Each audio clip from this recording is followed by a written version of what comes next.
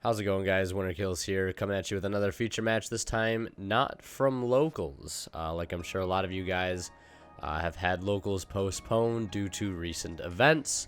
My locals has been postponed as well, but that's not going to stop me and a good friend of mine, a few good friends of mine, from testing at home.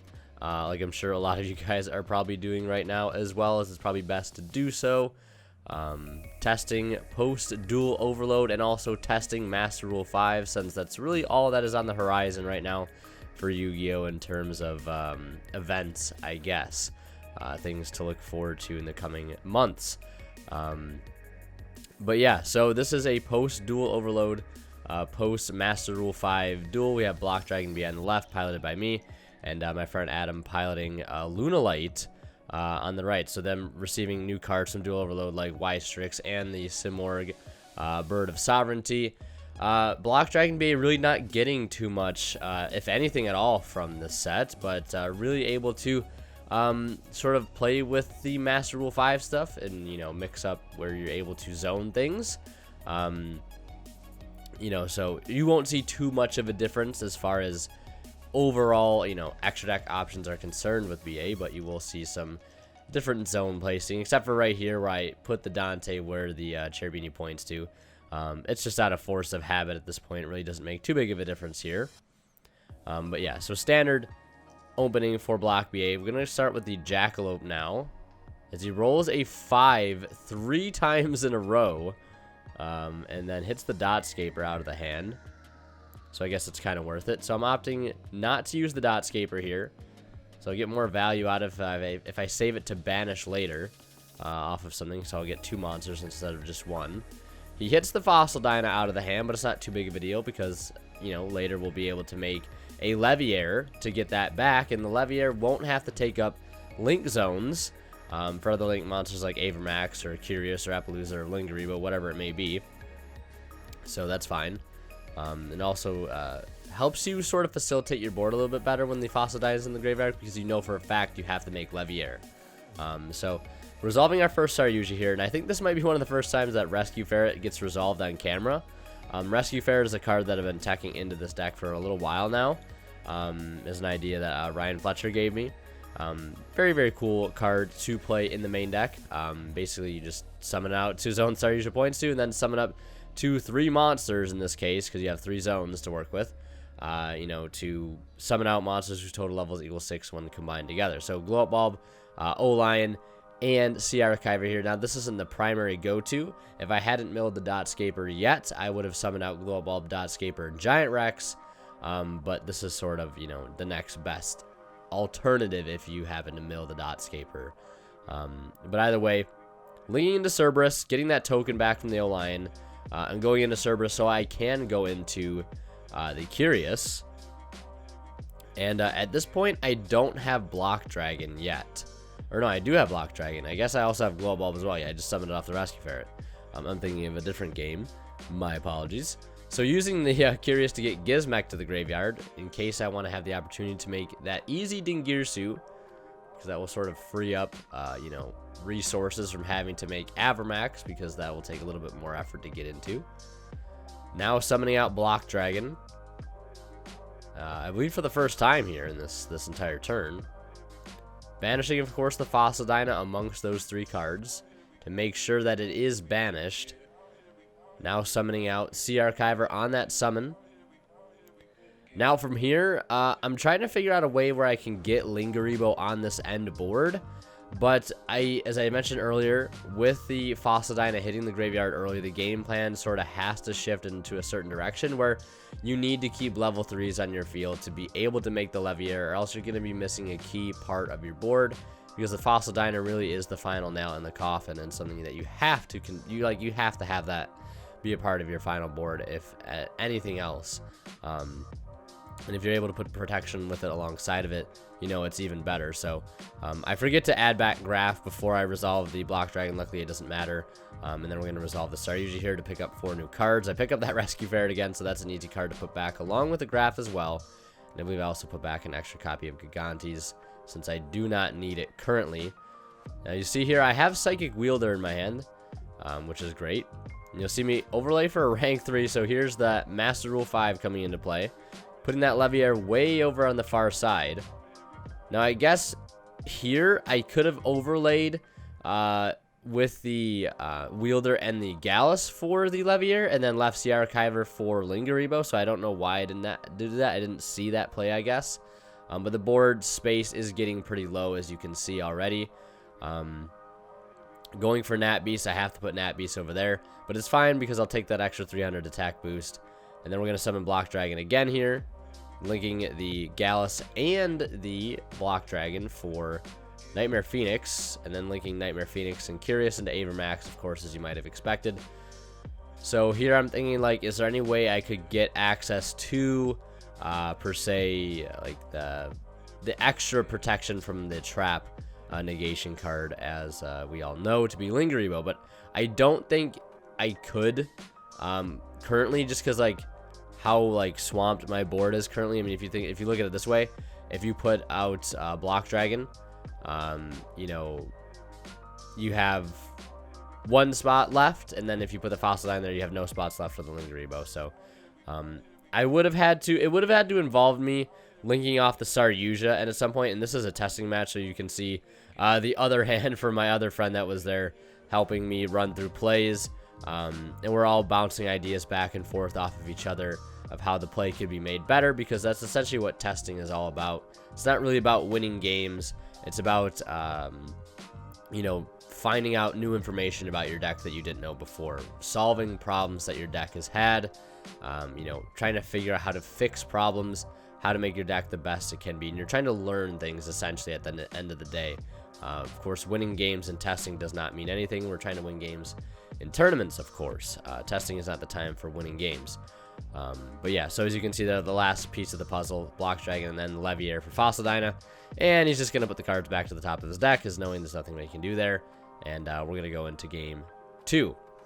And I want to mention a quick shout out to our sponsor over at Imperium Duelist. If you guys are interested in this playmat we're using, it is on their website. I believe it's still in stock, the Toon Extravaganza playmat. But if you're also looking to pick up some amazing sleeves, dices, deck boxes, things like that, and you want to help support the channel in the process, you can check their website down in the description below, and you can use that discount code WinnerKills10 off to save 10% off your entire order. So feel free to check them out. So Lunalight's getting started here first, and this is where you guys are going to see probably the most new stuff, because I don't think I've had a Lunalight deck on here post Dual Overload MR5. That definitely hasn't happened. But yeah, as you can see, goods into Perfume, discarding Marten to grab the Chick, and then Chick, I believe, is going to dump the Emerald Bird to the graveyard. Like, this deck actually is pretty scary post Dual Overload, I'm not gonna lie. It's very, very scary. It actually sort of starts to remind me of what Block Dragon VA does, but it's a lot more consistent in the way that it does it. This deck basically tutors out its own Fossil Dyna, instead of having to like hard draw the card that gets you to the card that you have to have, you know, a way to get to in the end of the field. But it just happens. This comes out. This is not the infinite negate board, by the way, for those that were wondering. So there's no Union Carrier in the extra deck, just taking advantage of Y-Strix and the similar Bird of Sovereignty or Bird of Kings, whatever it ends up being called here in the TCG. I'm not sure what its official name is actually as of right now. But Dual Overload, still a couple days from releasing here yet in the TCG. Is the 17th when I'm recording this.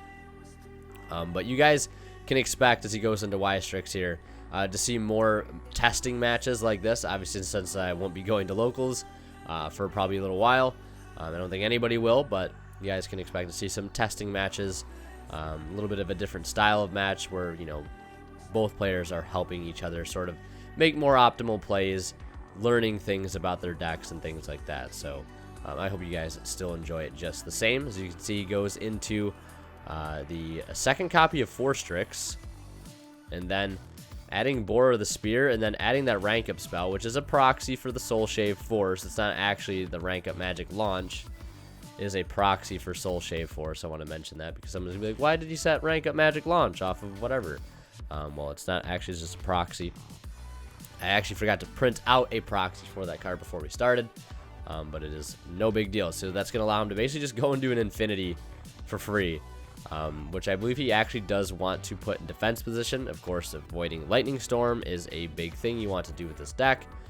So having your cards in defense position will sort of prevent you from having to waste negations, because your whole board won't just lose to one Lightning Storm, because they are all your really powerful cards are in defense position. So this is really just the early stages of his board currently. The Infinity, which should be in defense mode, which he does correct later. But he's going to go into the Simorgh Bird of Kings. This card is absolutely insane. So basically, I believe during the end phase, it has an effect where you can special summon a Winged Beast monster, or Wind Monster, Winged Beast monster, something like that, from your deck, basically, whose level equal or is lower than the number of unoccupied spell and trap zones on the field. So I currently have 5. He has 4 unoccupied zones as it stands. Probably will have 3 though, because I'll probably have a scale at some point. Yeah, there's the Chick Tiger plays, of course, bringing back Martin, and now is just gonna start making rank 4. So of course he knows I'm playing block BA already. So makes the Dweller in defense position again, want to avoid that Lightning Storm. And then here's an interesting, here's where it gets interesting, is he makes Utopia, standard Utopia. Now you're probably wondering, why did he just make standard Utopia? Well, that's for a good reason. So end phase, we'll see him set out the Wind Barrier statue, and I believe the Simorgh Link also offers protection for the monster that it summons if it's in the extra monster zone. This combo is just absolutely insane. It's pretty nuts, as you can see. Yeah, so basically it says, during the end phase, you can special summon 1 Winged Beast monster from your hand or deck whose level is equal to or lower than the number of unused spell and trap zones on the field. So yeah, it's really, really good. It says your opponent cannot target this card or Winged Beast monsters this card points to with card effects. So that is important that he did summon it to the zone that it points to. So it can be targeted by card effects. And basically, if I try to attack it with that Scrap Recycler, he can just negate the attack with Utopia. So Utopia actually sort of coming in clutch there. And it very much reminds me of the Block Dragon BA board, but his deck does a much better job at getting to it, not needing to rely so much on random chance, as my deck does. But of course, I still love Block BA. That's not changing. But definitely a very interesting deck. So we're going to head into Game 3. And of course, I want to mention, if you guys are buying anything on TCG Player, of course, Dual Overload is on the horizon. If you want to help support the channel, buy all your Dual Overload singles using my affiliate link down in the description below at no cost to you. Simply using that link and checking out and buying cards with it, I'll get a small bit of kickback from it, and it'll help support the channel. Again, at no cost to you guys, so that is an option. First link down in the description. So getting started with that Scrap Recycler. Still playing the one of Scrap Recycler and the 2 Mathematician. I'm still really liking it. I don't really have a reason at this point to not play it in place of a third Mathematician. So, you know, I think I'm going to continue to run it going forward. And by the way, we did side this match. I sided in 3 copies of Ash Blossom after game 1 because he didn't show me what he was playing. Obviously, I knew what he was playing going into it. But I wanted to play it blind as if it were a tournament, and I didn't know what he was playing. He did the right thing. He scooped game 1 without showing me what cards he was playing, so I wouldn't have a good idea of what he was siding. So I decided to blind in 3 Ash Blossom because Ash is a pretty, generically good card. I just didn't get lucky and see any of those side cards. And you can see here I've sided in the Imperial Order for cards like Mystic Mine, Dark Ruler No More, more importantly, Dark Ruler No More. I mean, Nat Beast stops Mystic Mine anyways, but, you know, Imperial Order stops all spells, especially when paired with Fossil Dyna. You can turn off the Super Poly as well. So, more importantly, Dark Ruler. I'm also worried about evenly matched here in Game 2, of course. So those are probably my biggest threats, is like Dark Ruler No More, evenly matched, things like that. So I'm trying to tailor my board around those specific things. I already know his deck plays a lot of spells as is, so getting access to that order is going to be very tough for him to deal with anyways. But it's just really getting all the other final pieces in play at this point is going to be really crucial. So I'll summon the Gilasaurus. He has no monsters in grave, even though I always say it, mandatory effect activates just in case I have something like Ghost Ogre or whatever. Yeah, so now I'm going to link into Curious here. And the Imperial Order's already in my graveyard, which is good, kind of good actually, because I don't have access to Block Dragon yet. So I'm gonna use Curious to dump the Block Dragon to the grave, and then we're going to mill 3. We mill into Gallus, the Mathematician, and the Psychic Weed Dealer. So that's very clutch. And you can see I have Defrag Dragon in graveyard as well, which I actually do resolve, I think, both of Defrag Dragon's summoning effects in one turn, which is pretty hilarious since that effect really doesn't like come up that much, because like it getting 3 monsters in your graveyard with the same name in this deck is like not super common.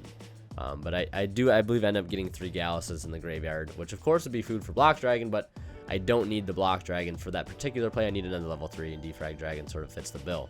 I'm still contemplating on adding in maybe one of copy of Solkius for other discard plays, but I don't know. I tried the Naturia Exterio Dugair's Cyberstein combo. I absolutely hate it.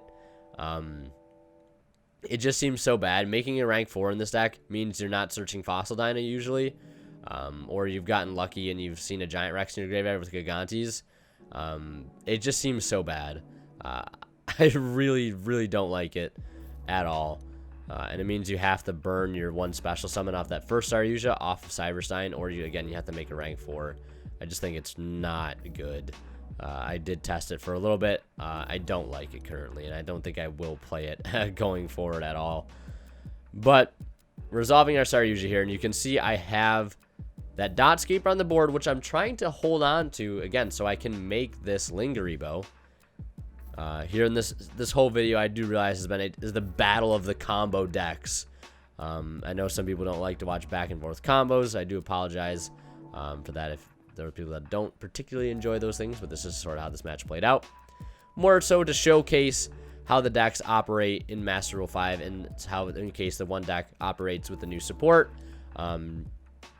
Not really just for the sake of entertainment, I guess. More so for, like, learning things. As you see, I don't opt to banish the Gallus. I mill Gallus off of Gallus, which is so funny.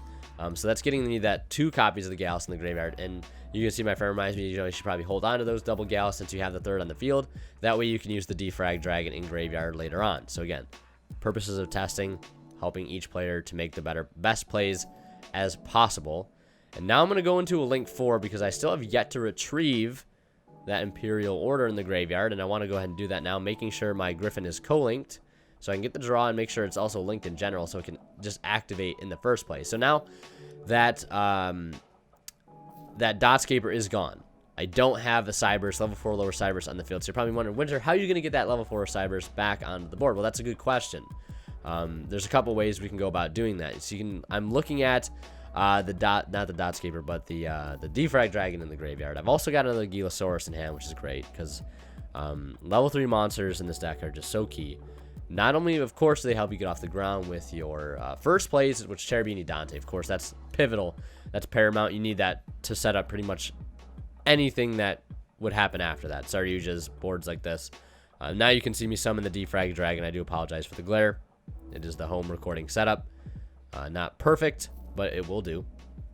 Banishing 3 Galluses, of course, 3 monsters with the same name. And then the Gilosaurus. So level 3s come in clutch because they're really easy to get on the board, most of them. So they help for link fodder. And again, rank 3s make some of the most important cards in the extra deck. Or level 3s, be Cherubini, Dante, and also, of course, Leviair in this situation. And most of them are Earth as well. So they help be fuel for Block Dragon. So now you're going to see me banish the Dotscaper for this Block Dragon. And since I haven't used Saryuja's special summon effect this turn, I can use Leviair here as an extender to get Dotscaper back to ultimately link off into that Lingeribo. Just like that. So now the next sort of predicament comes to how can I get battle phase protection for my my Fossil Dyna? Because as it stands, I currently don't have that. And I believe I may have already summoned... I don't know if I've summoned any of my Nightmares yet. But I have to keep the Saryuja on the board just so I can make Fossil Dyna live. But luckily for me, he doesn't have any monsters in hand that he can use to get over Fossil Dyna in the battle phase, and even if you could, Imperial Order is still there, and same thing with Griffin and the Lingeribo as well to stop any traps. He didn't open any traps. He had Mystic Mine in hand, but of course Imperial Order will prevent that card from being played. Magician Soul is completely dead, and I believe the Emerald Bird just 100 attack points short from, well, 200 attack points short from being able to get over Fossil Dyna. So yeah, that's going to do it for this match. Battle of the Combo, back and forth. I hope you guys enjoyed. Leave a like if you did. I'm going to be posting more of these at-home testing matches with a few friends. They should be a bit higher quality than random feature matches. I know sometimes in locals, you know, plays get slipped up. I can't always vet who the better players are just for the sake of having different people on and trying to include different decks. But yeah, so hopefully you guys are looking forward to these as you are quarantined at home. But yeah, I appreciate you guys supporting the channel. We just hit 16,000. Really do appreciate that. And of course, I really do appreciate my tier 3 divine level YouTube members here. Travis Harris, Academic Thick, and Ty. Really appreciate you guys continue supporting the channel, keeping it going even stronger than before. So yeah, if you guys are also considering hitting the join button, I highly recommend doing it. Some great perks and rewards to be offered for those YouTube members. But yeah, thank you guys so much for watching. It's always been Rick signing out. We'll see you guys in the next one.